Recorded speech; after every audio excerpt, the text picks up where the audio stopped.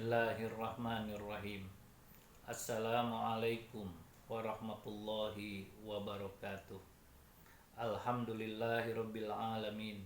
Wa bihi nasta'inu ala umuri dunya waddin.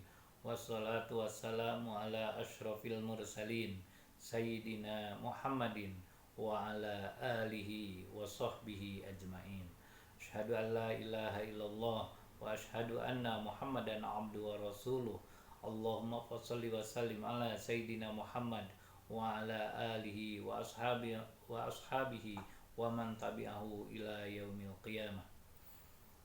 Saudaraku kaum muslimin muslimat rahimakumullah, ibadah haji adalah salah satu kewajiban bagi kita selaku umat muslim, sebagaimana kewajiban-kewajiban yang lainnya dalam rukun Islam, yaitu sholat, zakat, dan puasa. Yang membedakannya dengan ibadah-ibadah yang lainnya, ibadah haji diwajibkan hanya satu kali dalam seumur hidup kita. Kemudian apabila kita telah mendapatkan panggilan dari Allah Subhanahu wa Ta'ala untuk melaksanakan ibadah haji, apa sajakah persiapan-persiapan yang harus kita lakukan agar haji kita betul-betul menjadi haji yang mabrur, haji yang diterima oleh Allah Subhanahu wa Ta'ala, haji yang akan mendapatkan balasan berupa surga dari Allah Subhanahu wa Ta'ala. Al-hajjul mabrur laisa lahul jaza illa jannah. Di sini akan saya sampaikan 5 persiapan yang harus dilakukan oleh para calon jamaah haji yang akan berangkat ke tanah suci. Yang pertama adalah meluruskan niat lillahi ta'ala, wa atimul hajja wal umrata lillah, dan sempurnakanlah ibadah haji dan umroh karena Allah Subhanahu wa Ta'ala.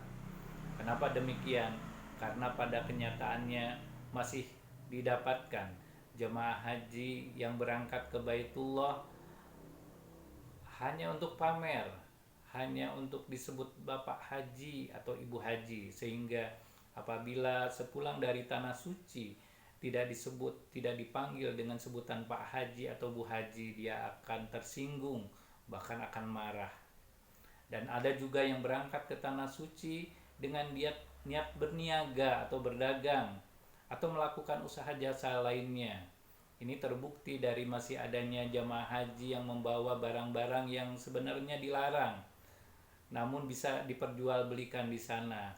Misalnya membawa rokok dalam jumlah yang cukup banyak, bahkan sekoper penuh isinya hanya rokok semua. Ini kejadian di embarkasi. Dan tentu saja kalau ada jamaah haji yang membawa barang-barang yang dilarang, barang ini akan disita di embarkasi dan dikembalikan kepada jamaah di alamatnya masing-masing. Selanjutnya, persiapan yang kedua adalah mempelajari ilmu manasik haji. Mempelajari ilmu manasik haji bisa dilakukan dengan bergabung dengan kelompok bimbingan ibadah haji atau KBIH di daerah masing-masing, di daerah yang terdekat, dan bisa juga mendatangi pembimbing haji profesional apabila para jamaah ingin melaksanakan haji secara mandiri. Silakan berkonsultasi dengan pembimbing haji profesional dan telah bersertifikat. Kemudian jamaah juga bisa mempelajari manasik haji melalui media online, misalnya dengan membuka web haji Kementerian Agama. Di sana sudah disiapkan materi-materi tentang haji, segala sesuatu tentang haji berupa video, dan mudah-mudahan bisa lebih dipahami oleh para calon jamaah haji. Kemudian persiapan yang ketiga adalah menjaga fisik agar tetap sehat dan semakin kuat. Ini bisa dilakukan dengan cara olahraga yang teratur, khususnya berlatih berjalan kaki dalam durasi sekitar 1 jam setiap hari.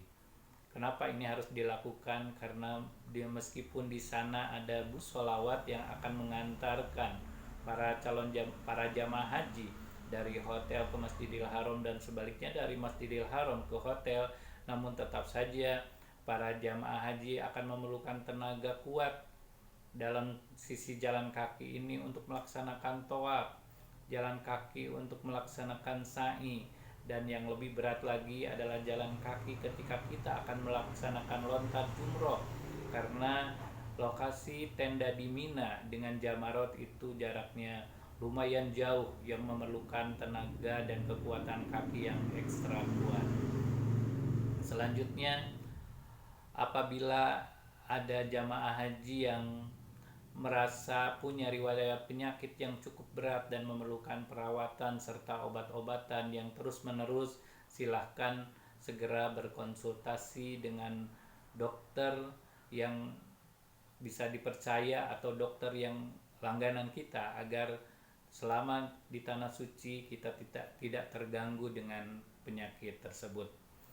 Persiapan yang selanjutnya adalah dengan menghilangkan beban yang bisa mengganggu mental kita selama di tanah suci. Caranya adalah dengan segera memohon maaf, mohon atas segala kesalahan kita, dan mohon doa restu khususnya kepada kedua orang tua kita apabila orang tua kita masih hidup. Apabila orang tua kita ternyata sudah meninggal dunia, silahkan ziarah ke kuburnya dan doakan mereka. Minta maaf juga kita lakukan kepada pasangan kita, kepada istri kita, atau kepada suami kita, juga kepada anak-anak kita, kepada tetangga kita, kepada saudara-saudara kita yang lainnya, kepada teman, kepada sahabat, terutama kepada mereka yang kita merasa pernah berbuat salah dan pernah berbuat yang menyakitkan kepada mereka. Gangguan mental juga bisa disebabkan karena kita punya beban pekerjaan. Oleh karenanya, silahkan serahkan nanti jabatan kita, pekerjaan kita, usaha-usaha kita, dan tanggung jawab yang lainnya kepada orang-orang yang layak kita percaya, atau kepada orang-orang yang memang sesuai dengan peraturan dan struktur jabatan. Selanjutnya juga, apabila kita masih mempunyai kewajiban untuk membayar hutang, segera lunasi sebelum berangkat, atau minimal kita melakukan negosiasi agar hutang-hutang tersebut bisa kita lunasi setelah kita melaksanakan ibadah haji. Yang selanjutnya, agar kita tidak terbebani mental selama di tanah suci, titipkan anak-anak kita yang masih belum dewasa kepada saudara kita atau kepada tetangga kita yang tentunya layak kita percayai. Dan selanjutnya, persiapan perbekalan, yang terutama adalah perbekalan berupa pakaian untuk ihram sesuai peraturan tentunya. Kemudian juga pakaian ganti untuk selama di tanah suci. Kemudian alat komunikasi jangan dilupakan, terutama untuk dokumentasi juga ini diperlukan. Tentu saja alat komunikasi dan dokumentasi ini adalah yang kita paham untuk menggunakannya. Jangan sampai kita membawa alat-alat canggih tapi di sana malah kita kebingungan untuk bagaimana menggunakannya, sehingga kita malah merepotkan jemaah yang lainnya. Dan selanjutnya kita harus membawa uang yang cukup, meskipun kita sudah diberikan living cost atau uang bekal selama di tanah suci sebesar 1.500 rial, tetap saja jamaah haji disarankan untuk membawa uang lebih berupa mata uang real. Hal ini bukan saja untuk kebutuhan di sana, tapi juga untuk membeli oleh-oleh bagi saudara dan handai tolan kita di tanah air. Hadirin saudaraku kaum muslimin muslimat rahimakumullah, demikianlah persiapan-persiapan haji yang bisa saya sampaikan. Mudah-mudahan ada hikmah dan manfaatnya. Wa'afu minkum billahi fi sabilil haq. Wassalamualaikum warahmatullahi wabarakatuh.